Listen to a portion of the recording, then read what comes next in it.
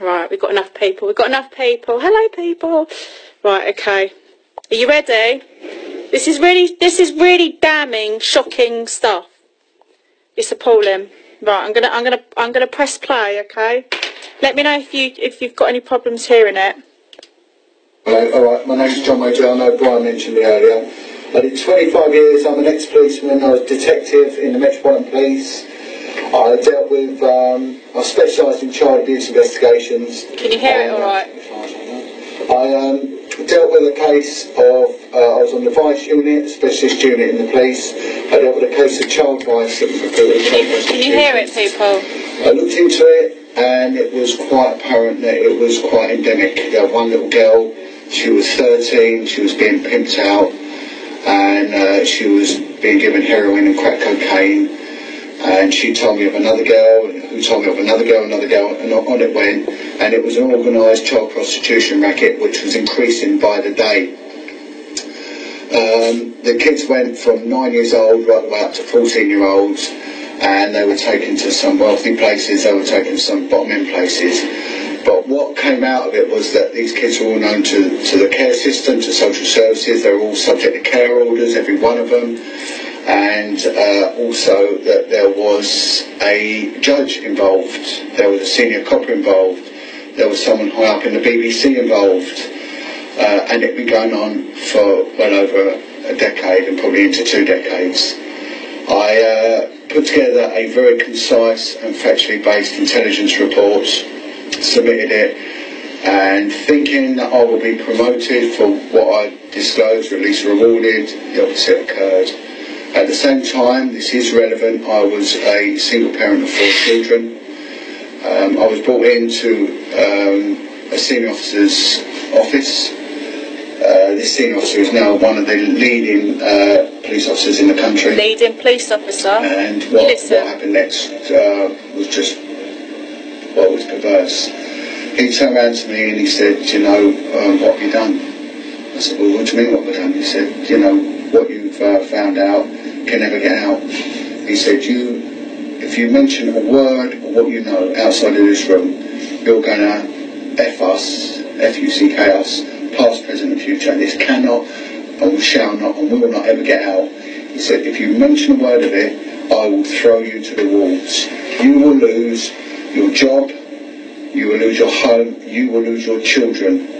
You cannot say a word about this. You have no idea what you're dealing with, who you're dealing with, and how deep this goes. Now, these kids, their lives were at risk. They were living a very, very dangerous lifestyle, and in effect, children did die. The main key witness died. They shut the investigation down, and I was removed.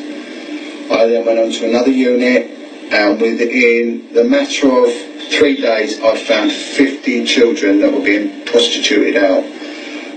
These kids are all known to social services, and they were all, the system was making money out of them. I know someone explained it earlier. They'll get £2,000 per children per week for them being in care, and there was no care at all involved. That again was shut down.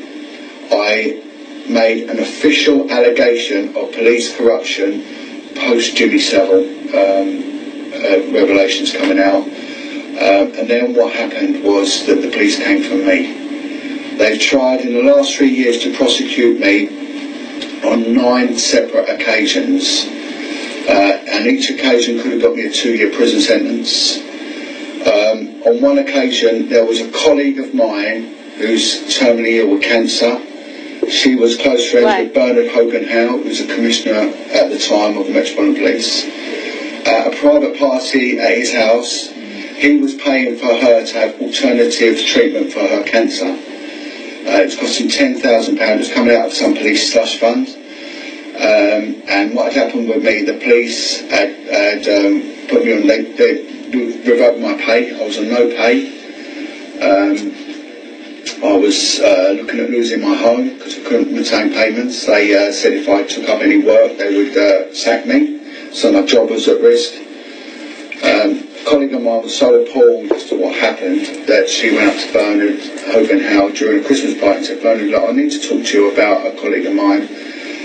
He's been treated really bad, and when you find out what it's all about, I think you'll agree with me. And he said, okay, I'll listen. He said his name is John Wedger. With that, he stood up, walked out, and then the next day withdrew all the funding for her cancer treatment, and her cancer went into remission. Another colleague of mine went to my commander. Earlier this year, one of my children suffered a horrific injury in a terrible accident and was in intensive care, and actually died twice whilst in intensive care. He's now permanently paralysed. I had no income. He was in a hospital 100 miles from my home. I was sleeping in my car because I couldn't afford to stay in a room to go and see him. A colleague of mine went to a commanding officer and said, you need to help John, this is what's happening. I was leaving at home my other children, and one of my children was 16 years old. When my commanding officer heard that, they served discipline papers on my colleague, saying that they're withholding information, and then they sent 2 detectives round to my house and made an allegation being made by the Met Police to my home force that I was committing child abandonment, and they tried to remove my youngest son from me. I teamed up 2 years ago with other whistleblowing coppers. One was Maggie Oliver. I don't know if anyone saw the BBC drama 3 Girls. Maggie Oliver was the GMP, Great Manchester Police detective who exposed the Rochdale child grooming gang. They tried to prosecute her. GMP tried to put her in prison. The other one was Lenny Harper, who exposed the child abuse and murder in Hope de la Garenne in Jersey. And lastly was Mike Veal, the brave Chief Constable of Wiltshire, who exposed Ted Heath. I went to see them all, and what they said is, John, this is what will happen to you. Not so much Mike Veal, but the other 2. And they said, they'll come for you, they'll serve you with gross misconduct papers, they will charge you with offences, they will arrest you, they will try and imprison you, they will stop your money, and they will attack everything, and it's exactly what they did. After 3 years of fighting the police, I finally won. I'm now suing them. I'm now bringing together all the other whistleblowing coppers. I'm only dealing with child abuse offences. I'm not interested in anything else. But what I'm saying is that there is a conspiracy, a high-level conspiracy involving sexual abuse of children, and it goes right to the top. Lenny Harper, the commanding officer for Jersey Police at the time, said to me, John, what you will find is that the tentacles of what you're looking at will go right to the heart of the British establishment. At the time, the Cabinet Minister for Policing and Crime, Mike Penning, he asked the Home Office to assist me, realising that there was a conspiracy against me. As soon as he did so, the Home Office insisted that they will help me, they will investigate my claims. The Home Office did to me what they did to Maggie Oliver. They invited me into Parliament, asked me to bring all my paperwork. They assured me they would investigate it. They seized my paperwork, promising me that there will be an independent government investigation, and then they buggered off, and I never heard from them again. Done nothing. Mike Penning, the very next day, was removed from his post. There is something very, very dark going on. And if I would go back to what the lady said earlier, of the girl who was going on about the straw man thing, I remember a case of 4 children that were taken into care. 3 of them have been registered. The 4th one had not been registered. One wasn't registered. I remember they had to give that child back. They gave it back. So even what the lady was saying about the birth certificate, enslaved us. It sort of verifies that. So that is my thing. I mean, I continue to sort of campaign. I was in the national press at the weekend, and hopefully there'll be more to come. But you know, when you stand up, when you whistleblow, same as a victim and survivor of sexual abuse, you stand alone. No one will stand by you. I've spoken to people, whistleblowers from the NHS, from within the clergy, and so many people are bullied into silence. So that's my angle, but the truth is the truth, and it will all stand out. But thank you ever so much for giving me. Shocking. You shocked? Because I was shocked. It's appalling.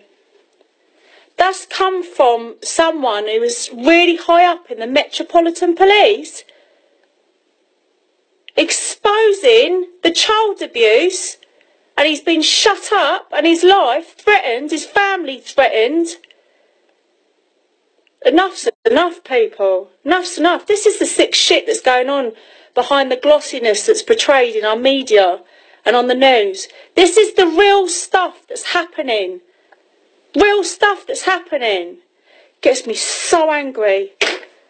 Just spoke to the woman I'm working with. 6 more cases. 6 more cases people have had fraudulent bankruptcies. They're stealing the kids. They're abusing the kids. They're stealing homes. They're stealing...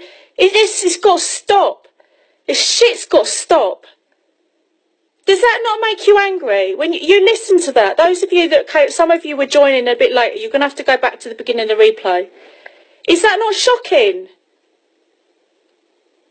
It's truly shocking. We haven't got a police. The police are supposed to be protecting us and ain't protecting us.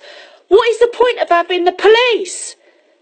These people swore an oath to uphold the common law of this land and protect the people and protect the children, and they're not. They're protecting corporations, they're protecting the MPs, they're protecting all them bastards in Parliament. Like Theresa May. They're all as bad as one another. That whole thing's a cesspit. It's a cesspit. Go and listen to the Hampstead Heath stuff. That tells you the sick shit these people are in, and it's all being covered up.